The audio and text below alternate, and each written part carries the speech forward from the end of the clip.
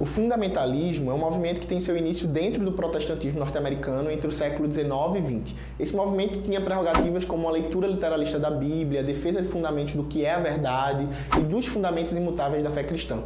É nesse movimento que muitos vão olhar para a Bíblia como inerrante, um livro que não possui nenhum tipo de erro. O ponto mais interessante desse movimento fundamentalista é que ele ganha força como uma resposta a toda a modernidade no pós-Segunda Guerra Mundial. É uma reação a uma teologia que estava em alta na Alemanha e uma rejeição de uma leitura mais contextual das Escrituras, levando em conta as ciências sociais e humanas. A partir desse contexto, do perigo de um mundo comunista, o movimento começa a se internacionalizar. O crescimento do mundo globalizado e de um capitalismo feroz fez o fundamentalismo nas décadas de 60 e 70 chegar muito forte na América Latina. Nesse processo existe também o crescimento dos televangelistas, uma estratégia de ocupar programas de rádio e televisão nos Estados Unidos. Yea, saith the Lord. Yea, come out of him, you foul devils.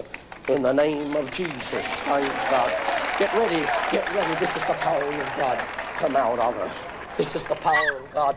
This is the power of God. This is the power of God. This is the power of God. É aí que teremos grandes articulações e movimentos como a maioria moral dentro do país, que era contra o aborto, os LGBTs e o feminismo. Esse mesmo grupo, na década de 70, se coloca contra a guerra do Vietnã e do movimento dos direitos civis liderado pelo pastor batista Martin Luther King. Na América Latina, vamos ver o avanço dos grupos fundamentalistas católicos e evangélicos, inspirados com os televangelistas dos Estados Unidos. No Brasil, vamos ver o avanço da Igreja Universal do Reino de Deus até eleger em 2016 o ex-prefeito Crivella. Também temos Silas Malafaia, que no começo dos anos 2000 fica muito marcado por conta das suas cruzadas televisivas por todo o país. Aí o capeta pegou todo o seu exército, o príncipe da Pérsia, como é chamado, se colocou no espaço sideral e disse: não vai passar o anjo, Jeová não vai mandar resposta, nós vamos cancelar esse negócio aí. O que eu acho interessante é o seguinte: se você ler na Bíblia, o anjo ele vem e ele não diz nenhum desaforo para o diabo. Olha aí, ô chifrudo. Ô chifrudo, eu estou aqui amando de Jeová. O pau vai comer porque eu vou passar.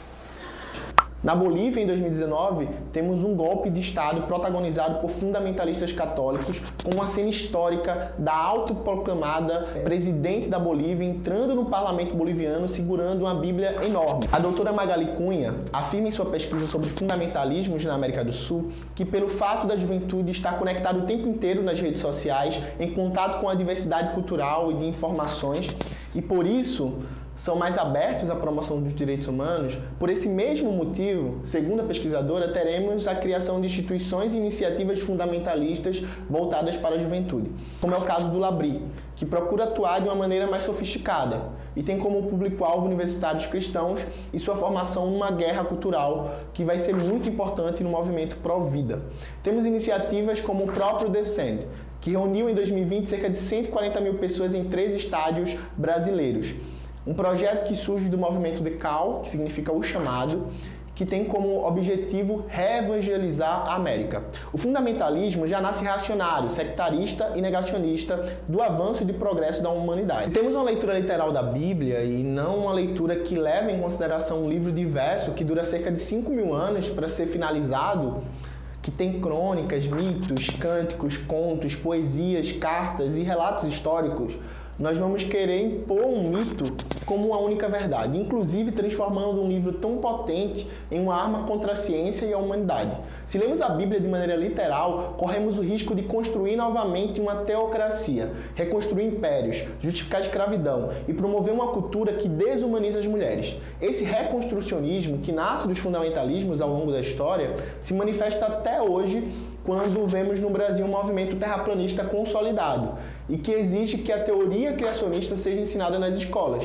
O fundamentalismo também atinge a forma como o governo brasileiro lida com a pandemia, indicando tratamento precoce, mesmo sem comprovação científica, e promovendo uma cultura anti-vacina. O negacionismo também se expressa na representatividade quando vemos um presidente da Fundação Palmares negro, porém que não representa as demandas do povo negro e de sua realidade.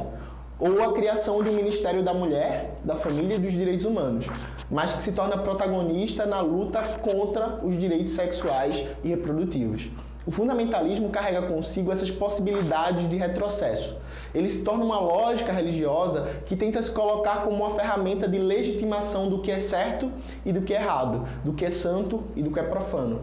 É uma matriz religiosa que nasce de pessoas brancas norte-americanas que nunca experimentaram a violência colonial. Mesmo com tantos equívocos dentro da leitura bíblica literalista, esse fundamentalismo nunca desapareceu dentro da igreja evangélica. Ele se tornou cada vez mais influente e hegemônico no nosso cotidiano, pois o movimento negacionista brasileiro é fundamentalista. Ele que sustenta e abre caminhos para a era bolsonarista. E continua a negar todos os dias o racismo e as chacinas que são operadas pelo Estado. Por isso que muitos líderes religiosos entram nas favelas como verdadeiros salvadores brancos. É um grande ponto de encontro entre os que se dizem ex-bolsonaristas e os que ainda são declaradamente bolsonaristas, dos neopentecostais aos reformados. É um pacto de poder político e econômico que tem a ver com domínio e não com confissão de fé. Importante destacar que a igreja não é totalmente fundamentalista. Muitos resistiram dentro das igrejas contra esse movimento. Por isso é importante dizer que durante esses mesmos anos houve muitos encontros religiosos para saber como deveríamos combater o fundamentalismo. E o primeiro passo é certamente dizer que eles não são os verdadeiros detentores da história. E não podemos deixar a história ser contada por uma única voz. É isto. O que é a verdade e os fundamentos imutáveis da fé cristã. E nesse movimento...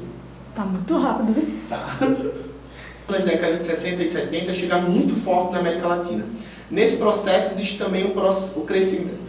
Nesse processo existe também o crescimento dos televangelistas. Começa a estratégia de ocupar programas de rádio e televisão nos Estados Unidos, e aí que temos